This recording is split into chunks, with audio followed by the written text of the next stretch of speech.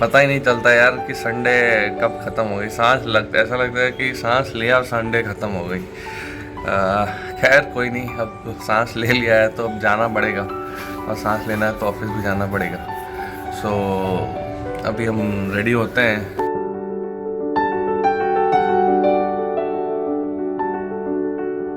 आज एक जैसे सुबह सुबह उठा ना, एक मैसेज आया, आपके अकाउंट से इतना इतना अमाउंट डिडक्ट हो चुका है टुवर्ड्स योर SIP। ये चीज़ ही एक ऐसी चीज़ है जिसका कोई भी डेबिट होता है तो वो दुखी नहीं होता हूँ मैं। रीज़न क्योंकि एक तो ये मेरे फ्यूचर के लिए सेव हो रहा है, और सेव बहुत सारी तरीके से कर सकते हैं लोग। जैसे कि किसी को लगता है FD में डाल देंगे तो सेफ रहेगा, किसी को लगता है कि बैंक अकाउंट में ही रहे तो ज़्यादा बेटर है, किसी को लगता है कि हाई रिस्क वाले स्टॉक्स ही ले ले, उस तरीके का सेविंग्स होता है, और किसी को लगता है चल रहा है जैसे चलने दो। ठीक है, तो मैं ना सिंपल सी एक चीज़ बताता हूँ। वैसे सभी का अपना अपना थॉट प्रोसेस होता है कि कैसे करना चाहिए, क्यों करना चाहिए, बट एक चीज़ जो कि काफ़ी इम्पॉर्टेंट है ना, आपने FD कर रखा है या अपने बैंक में कर रखा है तो वो आपका सेविंग्स नहीं हो रहा है, to be very honest. Reason क्या है? रीज़न ये है कि आपकी जो इन्फ्लेशन चल रही है अभी इंडिया में, अगर आप इंडिया की मैं बात करूँ तो वो है करीबन 7% के से थोड़ा सा ऊपर है। अब 7% अगर इन्फ्लेशन चल रहा है और आपको अगर FD for example 6-6.5% taxable returns दे रही है तो वो किस तरीके का सेविंग हुआ? इट इज़ सेविंग्स नहीं हुआ, ये आपकी जो पैसे आप लगा रहे हो या फिर कहीं पे दे रहे हो, it is a kind of चीज़ की जो कि नेगेटिव हो रही है। अब पैसे को आप क्यों सेव करते हो ये बताओ? किसी के चीज़ के लिए, पर्पस के लिए कि हाँ कल को जाकर के मुझे कहीं जाना है, या फिर कहीं और घूमने के लिए कुछ करना पड़ेगा, या फिर बच्चे की पढ़ाई हो गई, बच्चों की शादी हो गई, घर लेना हो, या किसी भी तरीके की चीज़ें हो सकती है ना। तो अगर आप अभी प्लान कर रहे हो कि आज से 10 साल के बाद में मुझे इस पैसों की ज़रूरत पड़ेगी, और आप उस पैसे को FD में या बैंक में रख रहे हो जहाँ पे 4%, 5%, 6% का रिटर्न्स मिलता है आपको सालाना, तो वो तो फिर फ़ायदा नहीं हुआ ना। क्योंकि जो भी चीज़ में आप जिस भी चीज़ के लिए आप प्लानिंग कर रहे हो कि आज से 10 साल के बाद चाहिए रहेगा, वो खुद ही कम से कम 8%, 10% के इन्फ्लेशन के साथ बढ़ रहा है आगे, है ना। तो FDs में ये मेरा पर्सनल ओपिनियन है। आई एम नॉट फोर्सिंग यू, या फिर कोई ऐसा ये नहीं कि पेड करके कर रहा हूँ मैं। ये मेरा पर्सनल ओपिनियन है कि आप लोग पैसे को थोड़ा वाइजली इन्वेस्ट करें, अच्छे जगह पे इन्वेस्ट करें। अच्छे जगह से मेरा मतलब है कि आप किसी म्यूचुअल फंड्स में इन्वेस्ट करो, या फिर आपको, हाँ मैंने दूसरा एक पॉइंट बोला था जो कि हाई रिस्क स्टॉक्स में इन्वेस्ट करते हैं। आपको अगर पूरा प्रॉपर नॉलेज है स्टॉक मार्केट का, ये सारी चीज़ों को लेकर के, तो आप इन्वेस्ट कीजिए, ठीक है। बट अगर नहीं है तो आई वुड सजेस्ट कि आप सिंपल सा एक म्यूचुअल फंड, कोई सा भी म्यूचुअल फंड ले लो, जो तो उसका थोड़ा सा रिटर्न्स आप देख लेना। ऑन एन एवरेज सारे म्यूचुअल फंड्स करीबन, जो कि डेप्थ सेक्टर के नहीं होते होंगे, तो उसके लिए अगर आप देखो तो करीबन 12 से 13% आपका ऑन एन एवरेज रिटर्न्स देते ही हैं हर साल का, और वो कंपाउंडिंग बेसिस पे होता है बेसिकली। तो ये आपके पैसे को भी ग्रो करता है, प्लस साथ ही साथ आपके फ्यूचर को सिक्योर करता है।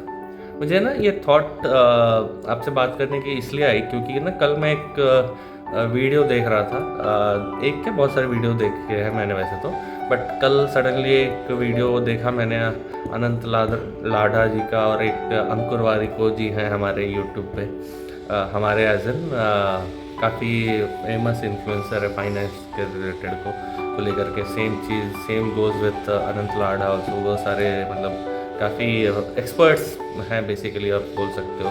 तो उसमें ना एक वीडियो मैं ऐसा देख रहा था कि अगर कोई किसी को ना 60 या 65 की उम्र में तक में, जब रिटायरमेंट की एज होती है बेसिकली किसी की, तो उस टाइम पे अगर किसी को 1 करोड़ रुपये चाहिए, जस्ट एक एग्जांपल, 1 करोड़ रुपये अभी भी बहुत अमाउंट है, आज से 10 साल बाद भी बड़ा अमाउंट रहेगा, आज से 20 साल बाद भी बड़ा अमाउंट रहेगा। हाँ, वैल्यू ऑब्वियसली कम होती जाएगी, लेकिन हाँ अमाउंट तो बड़ा रहेगा ही। ऐसा नहीं होगा कि अभी जो मतलब 1 करोड़ की वैल्यू कुछ नहीं रहने वाली आज से 10 साल 15 साल बाद भी, ठीक है, ऐसा नहीं होने वाला। तो मैं वही देख रहा था कि अगर किसी को ना, फॉर एन एग्जांपल, किसी को 1 करोड़ रुपये चाहिए, ठीक है, अगर वो 20 साल की उम्र से इन्वेस्टमेंट स्टार्ट करता है हर महीने का 20 साल की उम्र से, तो उनको ना उस पर्टिकुलर किसी एक पर्सन को सिर्फ महीने के 300 रुपये पे करने, 300 रुपये। अब सोचो 300 रुपये का अभी के टाइम पे, मैं अभी जब 2025 में ये वीडियो बना रहा हूँ, 300 रुपये का मतलब खर्चा कितना हो गया। किसी एक नॉर्मल से शहर में, सिंपल सी, जहाँ पे ज़्यादा मतलब नॉन मेट्रो सिटीज़ में की बात कर रहा हूँ अगर मैं, तो वहाँ पे शायद 2 से 3 दिन का नॉर्मल स्नैक्स का या फिर चाय का, ये सारी चीज़ों का 2 से 3 दिन का खर्चा हो जाता है मैक्सिमम। मतलब बहुत ही, जो ऐसे बोलूँ कि जिसका मतलब बहुत रोक रोक करके खर्चा करता हो, अकेला है ऐसा, तो वो 2 से 3 दिन का मैक्सिमम, 3 दिन भी तो बहुत ज़्यादा बोल दिया मैंने। और जो लोग सिगरेट पीते हैं फॉर एग्ज़ाम्पल, वो तो शायद 2 मतलब 1 दिन या 1.5 दिन के अंदर में ही 300 रुपये का सिगरेट पी जाते होंगे, प्लस चाय वगैरह ये सारी चीज़ें। तो ये ना 300 रुपये, अगर अभी की एज की बात, अभी से अगर कोई इन्वेस्टमेंट करता है जिसकी एज 20 है, सिमिलरली अगर कोई 30s में है, अपने 30s में है, तो वो लाइक मी तो वो अगर महीने का 1000 रुपये इन्वेस्ट करता है, अगर सिर्फ 1000 रुपये अगर इन्वेस्ट करता है, तो उसको 65 की एज में उसके पास 1.5 करोड़ रुपये, 1 करोड़ के आसपास 1 करोड़ रुपये रहेगा। और ये सिर्फ एक ना छोटा सा कैलकुलेशन है एट 12% के इंटरेस्ट के साथ में, CAGR जिसको बोलते हैं। अब ये करते करते अगर आप मान के चलो, अगर आप ऐसा तो होगा नहीं कि आपने स्टार्ट करा है, जो अभी भी स्टार्ट कर रखी, फॉर एग्जाम्पल 20 की एज में या 25 की एज में अपने अपनी जॉब स्टार्ट करी, बिजनेस स्टार्ट करी, किसी भी चीज़ को लेकर के आपने महीने का 300 रुपये से स्टार्ट करा, आपका ऐसा तो ऑब्वियस सी बात होगी ना कि हर साल में कुछ ना कुछ ग्रोथ आप लोगों के लेकर के ही चलोगे, खुद के लिए भी, फाइनेंशियली भी। तो अगर और उसको आप बढ़ाते जाओगे अपने इन्वेस्टमेंट को हर साल 10% के हिसाब से या 15% के हिसाब से, considering all your expenses and everything, तो जो आपका 1 करोड़ 65 साल में बन रहा था, वो ही 1 करोड़ रुपये आपके जो 30 साल वाले हैं या फिर 20 साल वाले हैं, उनका करीबन 40 से 45 साल में 1 करोड़ रुपये बन जाएंगे, प्रोवाइडेड इसमें 2 चीज़ें, ऐसा नहीं कि ये काफ़ी इजी रहेगा, ऊपर नीचे होता है मार्केट सिचुएशन, आपको ऐसा लगेगा कि क्या ही इन्वेस्ट कर रहा हूँ, पैसे कभी बढ़ ही नहीं रहे, कम नहीं हो रहे, ये सारी चीज़ें होती रहेंगी। और ऐसा भी लगेगा कि इतने टाइम के लिए डिसिप्लिन बहुत ज़रूरी है, मतलब 10 साल, 15 साल, 20 साल, 25 साल, 30 साल, मतलब कंटिन्यूस इन्वेस्टमेंट करते रहना is also a very big thing, कि आपको है ना रेगुलर इन्वेस्टमेंट करनी है, डिसिप्लिन ले करके आना है। और ऐसा नहीं कि आपको ना कुछ बड़े अमाउंट से स्टार्ट करना है, and 1 crore is a ball park number ऐसा करके, बट आपसे जितना भी हो सकता है इन्वेस्टमेंट कीजिए। 1000 रुपये, 500 रुपये, 700 रुपये, 1200, 1500, 2000, 3000, 5000, 10,000, जितना आप कर सकते हैं, क्योंकि यही एक चीज़ है जो कि इन्फ्लेशन को बीट करती है। दूसरी, इन्वेस्टमेंट करिए, मतलब म्यूचुअल फंड्स में या फिर जो भी आपको अच्छा लगता है। I would not suggest FD और ये, वैसे आई एम नॉट द पर्सन कि मैं आपको गाइड करूँ या बताऊँ आपको कि किस में इन्वेस्ट करना चाहिए, मैं I am not authorised to do that, but हाँ, मैं ये अपनी पर्सनल एक्सपीरियंस के साथ बता रहा हूँ, और एक नॉर्मल सी छोटी सी कैलकुलेशन भी के साथ में भी, कि FD के रेट, इंटरेस्ट रेट क्या है और आपकी इन्फ्लेशन क्या चल रही है। तो it is better to invest in a mutual funds, जहाँ पे आपको थोड़ा सा अच्छा रिटर्न्स मिले, प्लस लॉन्गर टाइम के लिए है, तो क्यों वो आपके लिए डिसिप्लिन लाना बहुत ज़रूरी है।